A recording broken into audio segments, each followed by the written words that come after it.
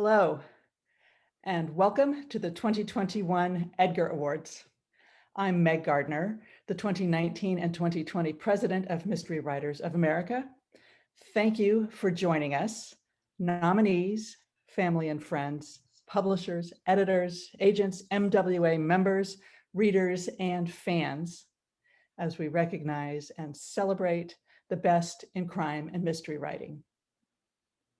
Serving as MWA president was an honor and a joy, which continues today as I have the privilege to introduce you to our Edgar's MC, MWA's 2021 president.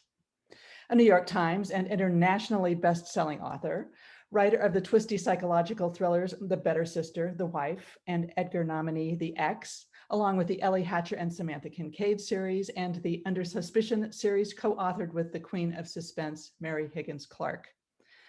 Avid New Yorker, former prosecutor, criminal law professor, dog lover, legal commentator, a friend, and star, Alafair Burke.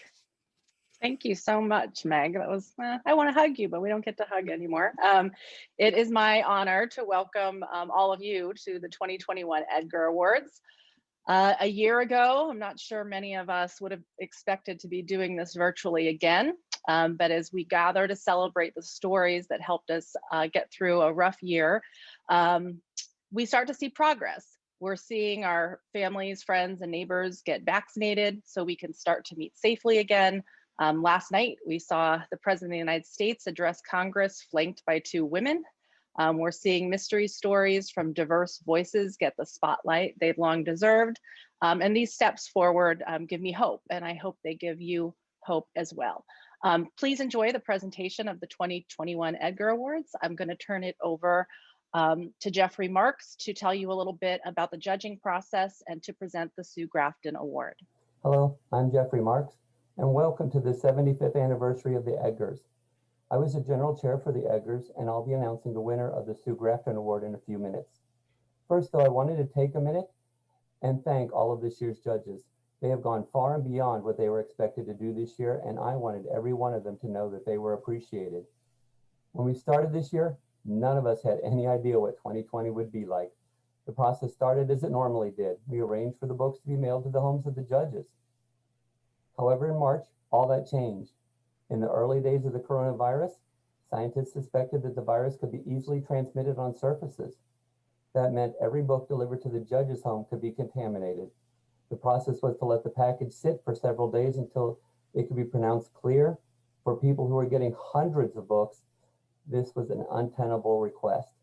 Marjorie, who has done wonders this year, and I collected the email addresses of the judges, and those were sent to the publishing houses so we could be entirely electronic this year.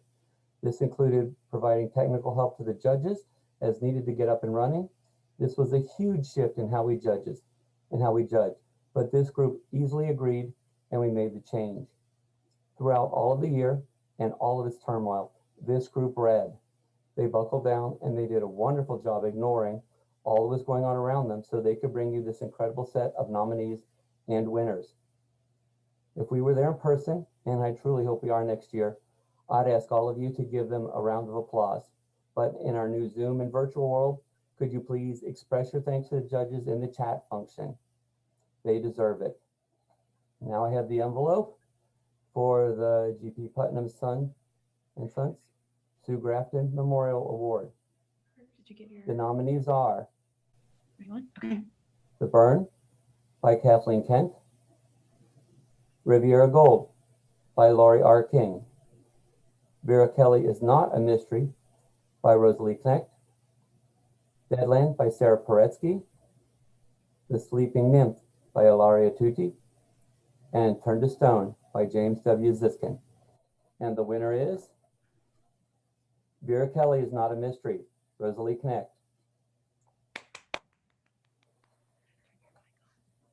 Wow. Thank you so much. I'm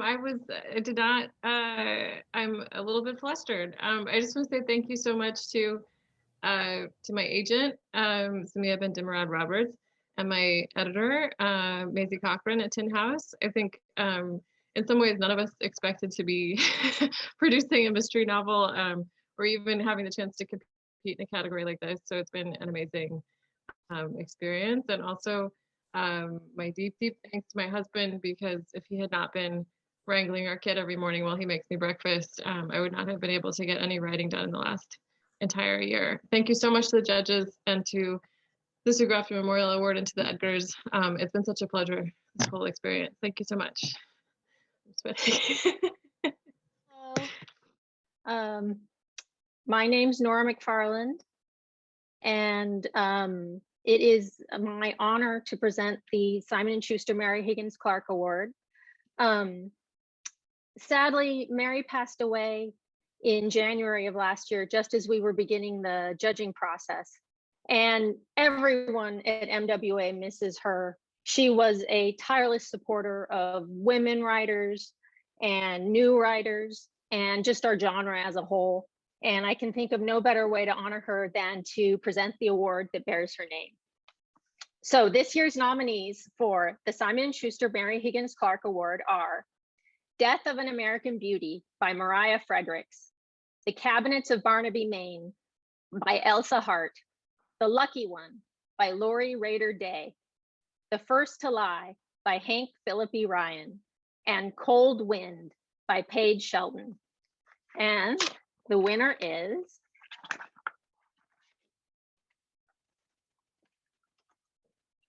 The Cabinets of Barnaby, Maine by Elsa Hart. Thank you so much. With my coffee this morning, I was looking at the second part of the Crime Reads Roundtable with the nominees, and it made me want to have conversations with all the writers here. I find it so energizing to be reminded that there's a whole community thinking hard about crime writery things, some of them weirdly specific and some connected to fundamental questions about fiction and society. Mary Higgins Clark is a special writer for me. Her books were my read all day, stay up with a flashlight, reading at night, summertime books.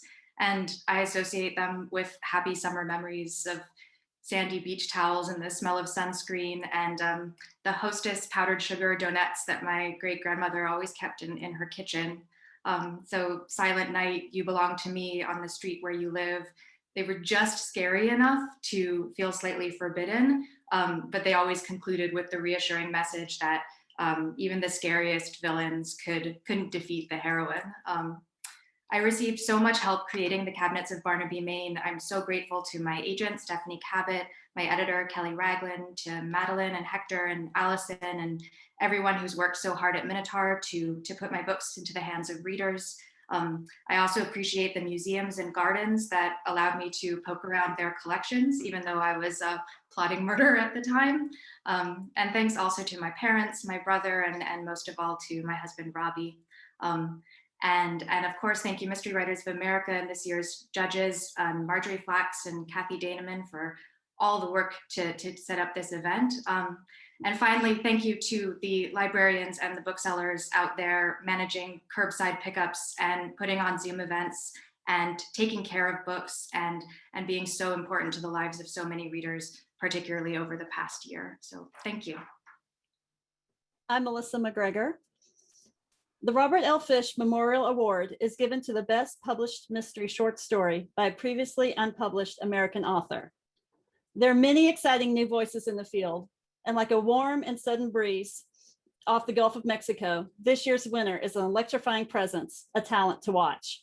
I'm thrilled to announce the winner of this year's Robert L. Fish Memorial Award, The Bite by Colette Bancroft, Tampa Bay Noir. Congratulations. I'd like to thank the Mystery Writers of America for giving me one of the biggest surprises of my life, this award. Thank you to Johnny Temple and Akashic Books for taking a chance on me to edit Tampa Bay Noir and taking a chance on my story. My deep thanks to the 14 splendid writers who contributed to Tampa Bay Noir: Ace Atkins, Karen Brown, Louis Castillo, Michael Connolly, Tim Dorsey, Sarah Gerard, Lady Hubbard, Danny Lopez, Gail Massey, Yuli Restrepo, Lori Roy, Elliot Schreffer, Lisa Unger, and Sterling Watson. It's an honor to be between covers with you. I want to thank my employer, the Tampa Bay Times, for supporting book coverage when so many newspapers no longer do. And I want to thank all of my dear friends for putting up with me through the years. You know who you are. Thanks to my amazing and beloved family, and special thanks to my brother, Jerry. When I was 13, he put a copy of Ross MacDonald's The Zebra-Striped Hearse in my hands and said, "You should read this," kicking off a lifelong addiction to crime fiction. Most of all, I'd like to thank my late husband, John.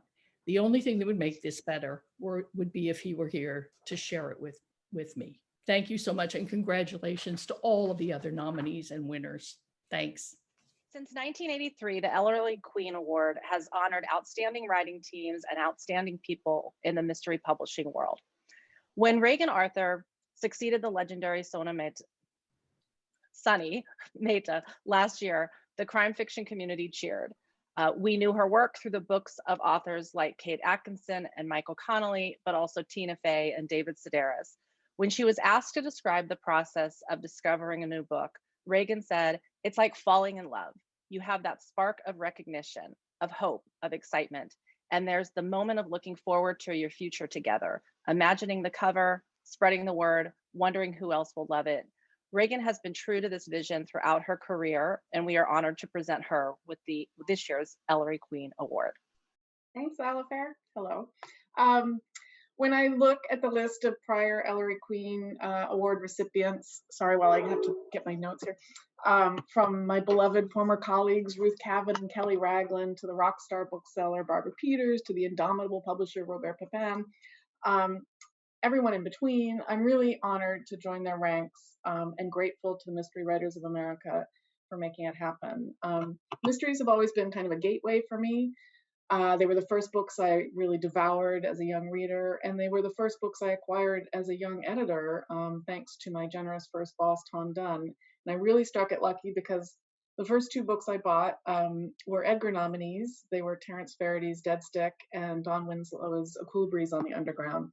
So the Edgar ceremony itself and the mystery community as a whole have always sort of been the highlights of my life in publishing. And it's the community that has always struck me as the strength and the heart of crime fiction writing and publishing. The generosity of writers to one another, to readers and to booksellers, the welcoming of new voices and new ways of storytelling, and the exploration of other lives and other realities via the uniquely satisfying pleasures and challenges of a good mystery story really well told. For more than 30 years, I felt so lucky to read and to know and to publish some of the greatest writers in any genre who also happen to be mystery writers. And I'm really grateful to the authors who led me into your midst and to all of you for welcoming me further with this really kind recognition. Thank you. With the Raven Award, we recognize outstanding achievement in the mystery field outside the realm of creative writing. Since 1989, Malice Domestic has welcomed mystery readers, authors, and the broader crime fiction community to gather and celebrate the stories we all love. The iconic Agatha Award teapot graces the shelves of storytellers who carry on Agatha Christie's marvelous legacy writing traditional mystery stories. The volunteers who put on Malice each year do us all a tremendous service, and we look forward to their virtual festival this year and seeing them again in person next year. We are thrilled to honor Malice Domestic with this year's Raven Award. Thank you, Alifair. I appreciate those kind words for Malice Domestic. I'd first like to say that I can't think of a more prestigious award that Malice could attain or receive than the coveted Raven Award presented by the Mystery Writers of America. I'd then like to thank a few people specifically at MWA, specifically Marjorie and Kathy, who's put all this on for us today, and especially Greg Heron, who made the call to me on a Friday the 13th to let us know that Malice Domestic was being awarded the Raven. I would be remiss if I didn't say thank you to Barbara Mertz, aka Elizabeth Peters, for her drive to make sure that Malice Domestic was created in the beginning.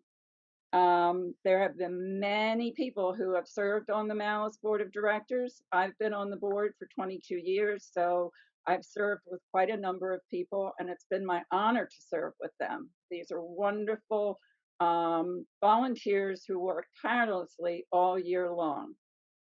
Malice's logo has always said, not everyone's cup of tea, But I think as we've gone into the new millennium and we're 21 years in now, I'd like to think that there's a cup of tea of some flavor or another for everyone at Malice Domestic. So again, I'd like to thank everyone at MWA, all the fans, all the writers, all the editors, all the publishers, and everyone who makes reading mysteries such a joy. Thank you again. Hi, I'm Heather Ash, chair of the Best Television Episode Committee. When we watch television, we're watching the end result of hundreds of people working together. But what a lot of people don't know is that all of those people come together as the result of a script written by a writer. And these are our nominees for the best 5 scripts written by these 5 writers. Harlan Coben's The Stranger, Episode 1, The Stranger, written by Danny Brocklehurst, Netflix. The Sounds, Episode 1, Open Water, written by Sarah Kate Lynch, Acorn TV. Dead Still, Episode 1, Photochemistry, written by John Morton, Acorn TV. Des, Episode 1, written by Luke Neal, Sundance Now. And The Boys, What I Know, written by Rebecca Sonnenschein, based on the comic by Garth Ennis and Derek Robertson from Amazon. And the Edgar goes to John Morton for Dead Still, Episode 1, Photochemistry. Oh, wow. Thank you so much. This is a wonderful surprise. Thanks to everyone at the MWA for this great honor. And it's absolutely wonderful to be part of a category with so many wonderful nominees and so many shows that I've enjoyed. I'd like to thank everybody involved in the making of the show. Deadpan Pictures, ZDFE, Shaftesbury, RTE, the producers Paul Donovan and Suzanne McCauley, my partner in crime on the show, Imogen Murphy, who we've developed that show for so many years, and it's just been so wonderful to see it get out in the world and be enjoyed, you know, and particularly on that note, the fans and the people who've really embraced the show. So I'm very, very, very grateful for that. And this is a wonderful surprise. Thank you all so much. All right. Hi, my name is Bruce Hale. I'm the chair of the Best Juvenile Committee, and we had a terrific time reading these books because what else is there to do during a pandemic but read? All right, so here are the nominees. Premeditated Myrtle by Elizabeth C. Bunce. Me and Banksy by Tanya Lloyd Key. From the Desk of Zoe Washington by Janae Marks. Ikenga by Nnedi Okorafor. Nessie Quest by Melissa Savage. And Coop Knows the Scoop by Taryn Souders. And the Edgar goes to Premeditated Myrtle, Elizabeth Bunce. Oh my gosh. Oh, thank you so much. First of all, I can't believe I'm on the screen with Bruce Hale. It's so wonderful to meet you. Bruce Hale read my book. Okay, I feel like I desperately need an award to clutch, but I don't have one. It's wherever the Edgars are right now. So instead, I'm clutching an antique pistol, which somehow seems on point.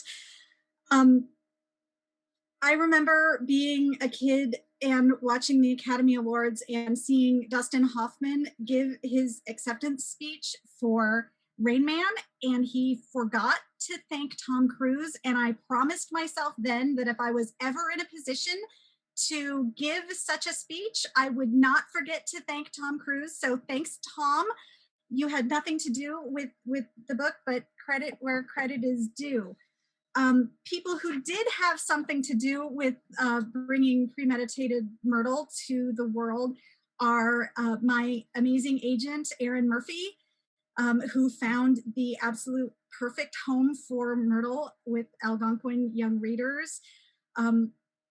Elise Howard, the matriarch of the incredible head of the team at Algonquin Young Readers, including Sarah Alpert, Ashley Mason, the world's most brilliant production editor, Sue I've forgotten Sue's last name, the most brilliant copy editor there is, who makes all of Myrtle's footnotes absolutely perfect. To Kelly Doyle, my amazing publicist, and to the marketing team who've done such a great job of getting Myrtle into the hands of readers. I really, really appreciate it. Huge thanks to the Wednesday morning group who read every chapter aloud for a year, and to my incredible family, my husband CJ, and my Myrtle's super fan, my mother-in-law, Judy.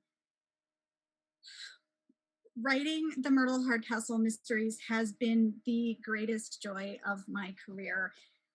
But more than that, Premeditated Myrtle is my love letter to a nerdy, outspoken middle schooler whose homeroom teacher called argumentative and antisocial. 30-some years later, I am amazed and thrilled by the incredibly warm reception that Myrtle has received from fans throughout the world. And I want to say a huge thanks to Mystery Writers of America for welcoming us with open arms and ensuring that all of the precocious, irrepressible, and maybe a little bit morbid girls and boys will always have a place to call home. So, Mr. Lippy, it turns out it wasn't the girl who was the problem, but the society, the company in which she found herself. Not anymore. Thank you so much.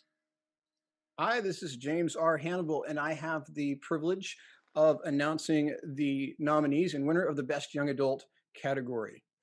The nominees are The Companion by Katie Allender, The Inheritance Games by Jennifer Lynn Barnes, They Went Left by Monica Hess, Silence of Bones by June Herr, and The Cousins by Karen M. McManus. And the winner is The Companion by Katie Allender. Congratulations. Thank you. Thank you so much. I would like to thank the Mystery Writers of America for this great honor. Like most creative endeavors, this book was a labor of pain and love. It was only possible because I was surrounded by people who are better than me at doing the things that they do. Ari Lewin and everyone at Penguin Teen, Felicity, Elise, Tessa, and all of the brilliant colleagues there. My long-suffering agent, Matthew L. Blanc, and everybody at De Fiore and Company, and of course my husband, Chris, and my two daughters, Gwendolyn and Ginger, who actually were not super helpful in the process, but are lifelong inspirations to me. As we all know, it's been really hard to connect with people, and as a writer, that's sort of the thing that drives us. And so even being part of this nomination process and meeting the other panelists and feeling inspired to read their works has made such a big difference for me in feeling connected to the community and to the world of writing. And this book was born from grief for me, and creating it and putting it out in the world has been so healing. So it's really an honor to be recognized by this incredible community. Thank you so much. I'm Donna Andrews. I'm the chair of the Best Critical Biographical Nonfiction category. And our nominees, which gave us a wonderful distraction from a terrible year: How Done It, a masterclass in crime writing by members of the Detection Club, edited by Martin Edwards; Phantom Lady, Hollywood producer Joan Harrison, the forgotten woman behind Hitchcock, by Christina Lane; Ian Rankin, a companion to the mystery fiction, by Aaron E. MacDonald; Guilt Rules All, Irish mystery, detective, and crime fiction, by Elizabeth Mannion and Brian Cliff; and This Time Next Year We'll Be Laughing, by Jacqueline Winspear. And the winner is Phantom Lady, Hollywood producer Joan Harrison and the forgotten woman behind Hitchcock, Christina Lane. Wow, this is incredible. Thank you so much. We had noisemakers over here, but I didn't think that I'd be able to actually use them. I actually just wanted to briefly say I was remembering today.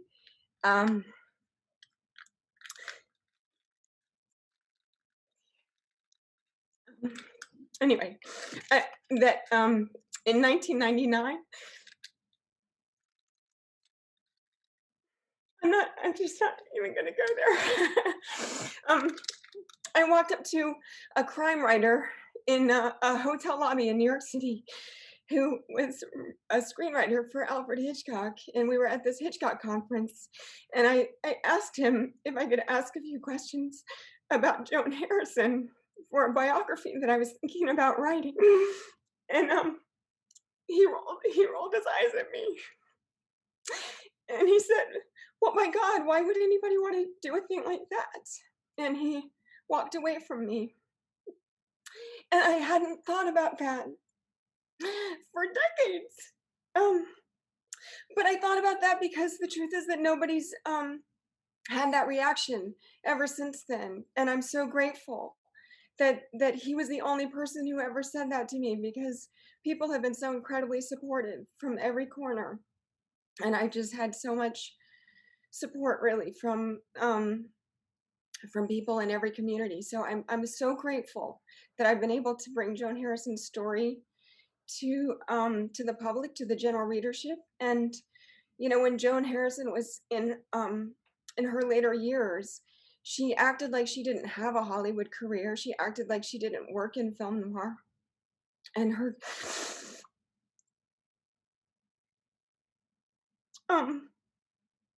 niece would ask her about her time in her professional life, and she just didn't want to talk about it. And it wasn't as though she had a previous life. It was like she just hadn't had that life at all.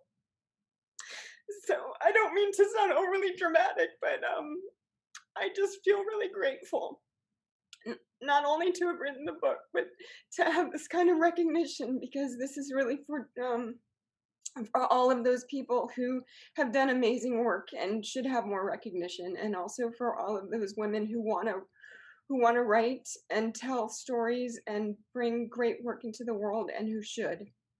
So I would very quickly like to thank the Mystery Writers of America, and thank all of the judges, and Marjorie Flax and Kathy Daneman, and my agent Eric Myers and Chicago Review Press, and my editors there, Devin Freeney and Kara Rota, and also Yuval Taylor, who was the original acquiring editor for Phantom Lady.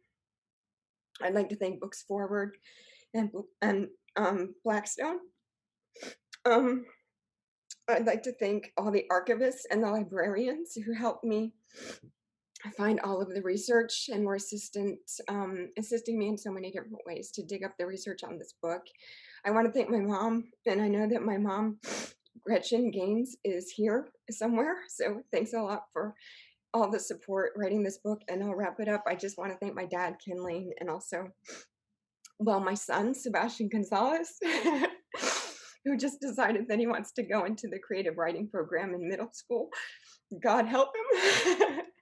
And my husband, Gaspar Gonzalez, who was really here every chapter, every page, every paragraph, and every word along the way. He's been really great. And we'll just use these noisemakers and a toast later. So thanks everybody, and I'll wrap it up. I appreciate all of it.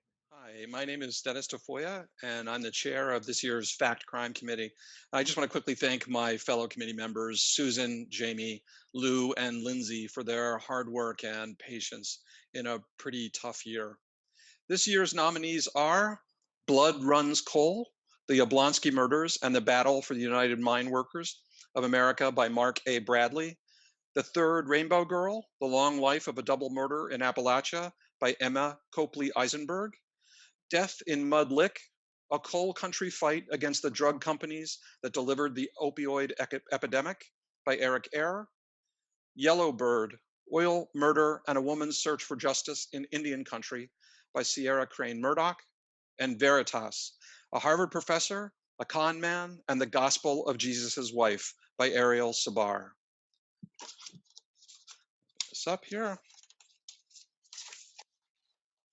And the Edgar goes to Death in Mud Lick by Eric Eyre. Oh gosh, I'm so unprepared. This is a wonderful surprise. I got this in the mail and it said April 29th, certificate of nomination, so I had no idea that I was going to win. What a great group of fellow finalists, tremendous books, a lot of representation of West Virginia and Appalachia. Obviously, I want to thank MWA and my wife, Lori, my son, Toby. I'm running out of things to say. Maybe I need to turn this over to my cat. Editor, folks at Scribner, Kathy Bellin did a wonderful job editing. Couple friends, Joe Morris, Wade Livingston, David Gutman, the crew at the Charleston Gazette Mail, and the Mountain State Spotlight, where I currently work. And of course, the hero of the movie, the book, Debbie Priest, who really showed that one woman can make a difference. She stood up against some of the largest corporations in the world and made a difference in bringing the opioid epidemic to the attention of so many people. So thanks again. I apologize for having a crappy speech, but next time hopefully I'll have another book in me and I'll be better prepared. Thanks so much. There's no such thing as a crappy speech, although my eyes are still wet from Christy. Absolutely. It is my joy to introduce one of two Grandmasters today. Jeffrey Deaver has been enthralling readers since he wrote his first book at the age of 11, proving that some people are just natural storytellers. His support for fellow and aspiring authors is legendary. He's one of the most generous people out there in the biz in terms of supporting both individual writers and organizations like MWA. He has created characters beloved by millions of readers around the world, and his books define unputdownable, which we've all decided is a word, right? His backstory, which includes being a corporate attorney, a journalist, and a folk singer, is as fascinating as his fiction. When asked about why and how he writes, he answers that he writes for his readers, and it shows on the page. It's clear in every word. In addition to novels, Jeffrey is an outstanding and very talented short story author, a form that some authors struggle with, for his colossal contributions to crime fiction and to our community. It is my honor to introduce Grandmaster Jeffrey Deaver. Well, thank you, Alifair. And congratulations to all the stellar nominees and recipients this year. All right, it's confession time. I was a nerd when I was growing up. I was pudgy, clumsy, socially inept. I had no talent for sports whatsoever. I was uniformly ignored by the cheerleaders and pom-pom girls. The coaches would put me out in right field during the softball game, which I later learned was where you could do the least damage.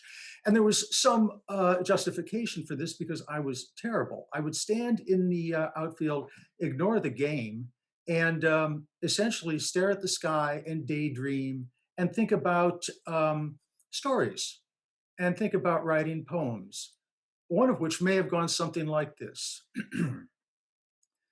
The score is tied, 3 boys on base. I see the batter's happy face as he grips the bat and looks my way. All I can do is hope and pray that he won't hit that ball to me. But we all know how it goes. He whacks that ball and it breaks my nose. And you thought you could get out of an Edgar celebration without a poem? Not on my watch. But you know, none of that really mattered because I had something better than sports. I had something better, well, occasionally than cheerleaders and pom-pom girls. I had books. I read and read and read. I read all sorts of books, everything, sci-fi, fantasy, even some literature. But what I read most was crime fiction. I read the likes of Agatha Christie, Rex Stout, Ellery Queen, John D. MacDonald, Ed McBain, Mickey Spillane, Georges Simenon. What I loved about crime fiction was that they could tell a ripping yarn and at the same time explore the humankind, explore emotion, explore psychology. Now, something I should mention that many of you may know about the authors I just referred to, they were all Grandmasters of Mystery Writers of America. Now, back then, it was my dying dream to be able to see a single book of mine on the shelves of a bookstore or library with those authors. Never in a million years did I dream that I would be invited by the preeminent mystery writing organization in the world to join their ranks as a Grandmaster myself. And an organization, I must say, that having been a member for decades and decades, has helped form me as a writer. I'm supposed to be a wordsmith, but words fail me now. So all I can say is thank you, MWA, for an honor that I'll treasure forever. Now, having done this, as I mentioned, for nearly 40 years, there are legions of people I could thank. It would take the rest of the event to name them, but I do have to mention one person without whom I would not be standing, well, I should say sitting here today, and that is my friend and agent, Deborah Schneider. Thank you. And now it's my honor to introduce MWA's 2021 Grandmaster, New York Times best-selling author, global sensation, master of multiple genres of mystery, romance, the paranormal, and of endless entertaining suspense. Creator of Sookie Stackhouse, Aurora Tea Garden, and Midnight Texas. Former Mystery Writers of America president and icon, Charlene Harris. Thank you. I appreciate that. Today, I feel like I got voted prom queen at the same time I won the Nobel Prize. I'm overwhelmed and delighted to receive this honor from MWA, particularly since this is my 40th year as a published writer. It's hard to believe I've been a member of the mystery community this long. I want to thank so many people, but the most important are my husband, Hal, who gave me the freedom to write full-time, my children who have always supported me despite the weird things their mother did, and my once and future agent, Joshua Bilmes, who has been my champion my entire career. I've had many editors and publicists. Some of them are probably still trying to forget the experience, but I owe a special nod to Janet Hutchings, Kelly Ragland, Ginger Buchanan, Jody Rossoff, Alexis Nixon, and Joe Monty. They all have places in my heart. Most valuable to me in these past 40 years are the friends I've made, and you know who you are. Hanging out with writers and readers is the most fun my life has had to offer. Being named Grandmaster is icing on the cake. Thank you so much. Hi, I'm back to announce the nominees for Best Short Story. In a time of pandemic, a time of shutdown, my panel and I were lucky enough to travel the world through the eyes and words of many magnificent writers. We got into the car with Edda, spent a summer with Uncle Cat, witnessed the horrific echoes of the death squads in Ethiopia, and solved the case alongside Sherlock and Watson. The nominees for Best Story are The Summer Uncle Cat Came to Stay, Ellery Queen Mystery Magazine by Leslie Ellman. Dust Ash Flight, Addis Ababa Noir by Maza Mengiste. Edda at the End of the World, Alfred Hitchcock Mystery Magazine by Joseph S. Walker. The 25-Year Engagement in League with Sherlock Holmes by James W. Ziskin. And the Edgar goes to, I had a dream it was super glued, so hopefully I can open this. That short story goes to Dust, Ash Flight, Addis Ababa Noir, Maza Mengiste. Congratulations. Oh my God. I don't have anything prepared. I am absolutely stunned. I am so honored to be in this company. all the shortlisted writers, all of the people that are here. Wow, I'm shocked. Thank you so much. Thank you, Johnny Temple, for your patience with this anthology and waiting for me years to get it done.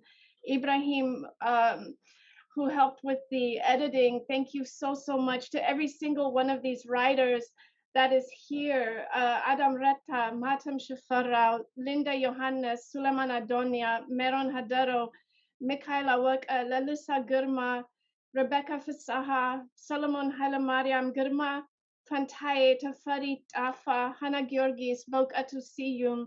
They are amazing writers. I have been so privileged to work with them on this. Thank you, everyone. I'm in such amazing company. Congratulations to everyone. I'm stunned. Thank you. Ready. So my name is John Copenhaver, and I chaired the Best Paperback Original category. From over 240 submissions, my fellow judges and I had the daunting task of narrowing down our category to 5 nominees. I appreciate the time and effort that my judges put into accomplishing this task. This diverse list of nominees represents the best in crime fiction. We look for innovative storytelling, gripping characters, and fresh points of view, not to mention themes relevant to our particular historical moment. So without further delay, here are the nominees. When No One Is Watching by Alyssa Cole, The Deep, Deep Snow by Brian Freeman, Unspeakable Things by Jess Lowry, The Keeper by Jessica Moore, East of Hounslow by Khurram Rahman. Let me get this open with my little, who will it be? And the winner is Best Paperback Original. For Best Paperback Original is When No One Is Watching by Alyssa Cole. Congratulations, Alyssa. Oh, okay. I didn't expect to win, and now I'm like gonna cry. I guess I was compartmentalizing. Thank you, everyone, so much. Thank you to Mystery Writers of America. I wrote down everyone's name in case I did win. So I really want to thank my agent, Lucian Diver at the Night Agency, who is just such a wonderful agent. My editor, Erica Sang, who I've worked on so many projects with, and I love her. She's wonderful to work with. Ali Dyer, Pete Harris, Bianca Flores, Amani Gary, Caitlin Harry, Ronnie Cutis, Vedika Khanna, and Lauren Morocco, and all of the people at HarperCollins who put so much work into making sure this book got into people's hands, everyone who has read it, everyone who's talked about it on social media, librarians, booksellers, everyone who has supported the book. My family, my parents, Erlene and Clyde, for having all of these mystery books in their bookcase that I stole to read when I was much too young, mystery and horror books. I was, reading Mary Higgins Clark and Stephen King way before I should have been. And I guess overall, I just want to take this.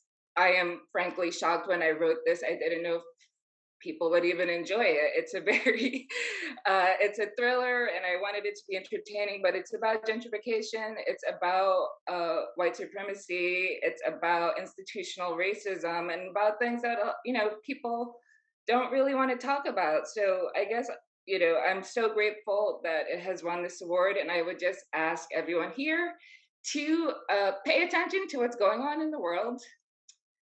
This week alone, I've lost count of how many people have been killed by the police. I've lost count of how many anti-trans laws are being passed by state government. So things are getting better in America, but some things are getting worse, and there are people pushing for things to get worse for marginalized people. So please pay attention. And as you're paying attention, call your local government, share things with people that you know. Make sure that people are aware that someone is watching and that we are trying to change things for the better. And I'm gonna go cry with my pets now. Oh, also I want to thank my husband, Nicola, and my pets didn't want to go before saying that, and my friends who have supported me while writing this book. So again, thank you everyone. Hi, everyone. My name's Edwin Hill, and I'm the chair of the Best First Novel by an American Author Committee.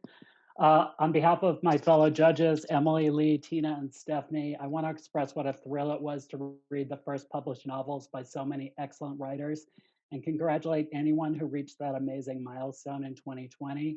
There were a lot of great writers out there, and it was a really fun experience. Here are the nominees. Murder in Old Bombay by Nev March, Minotaur Books. Please See Us by Caitlin Mullen, Simon & Schuster, Gallery Books. Catherine House by Elizabeth Thomas, HarperCollins Publishers, William Morrow. Winter Counts by David Haskell Wombly Wyden, HarperCollins Publishers, Echo. And Darling Rose Gold by Stephanie Roble, Penguin House Random House, Berkeley. Congratulations to all of you. You wrote amazing novels. And the winner is Please See Us, Caitlin Mullen. Oh my gosh. Yeah, it'll take me a second to get it together. Thank you so much.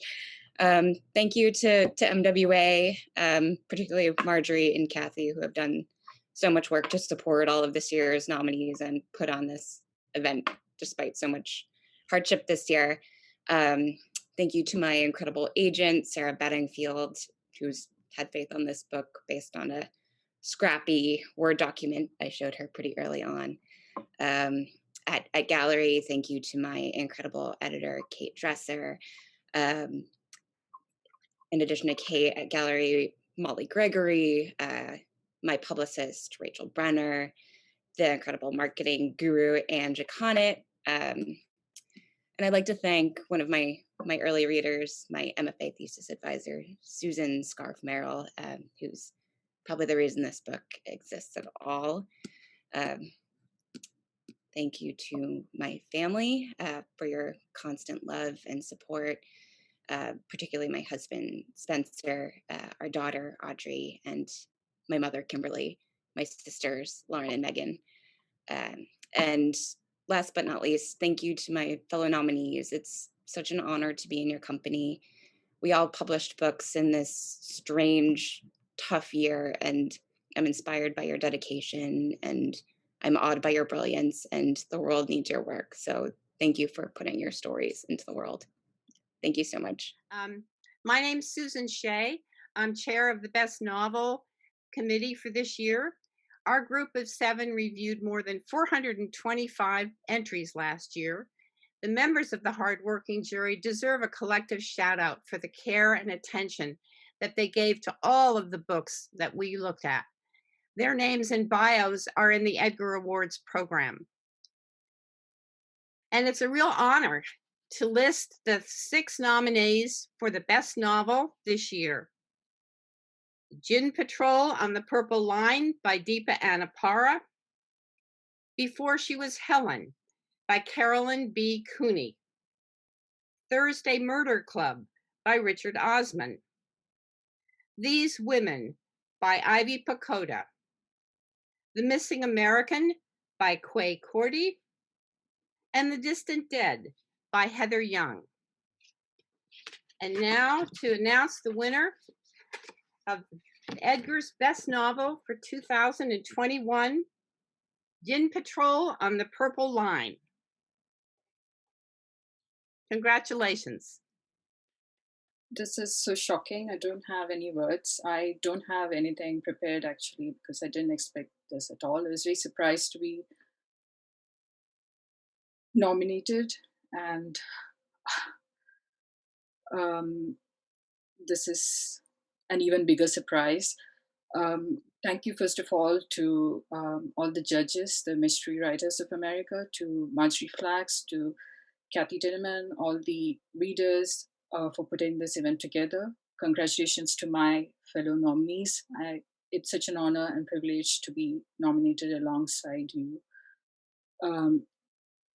Thanks to my publishers, my agents. I'm sorry, I think I can't keep track of who all I have to thank because this is so unexpected, but I'm so grateful to everybody who's helped me put this book out.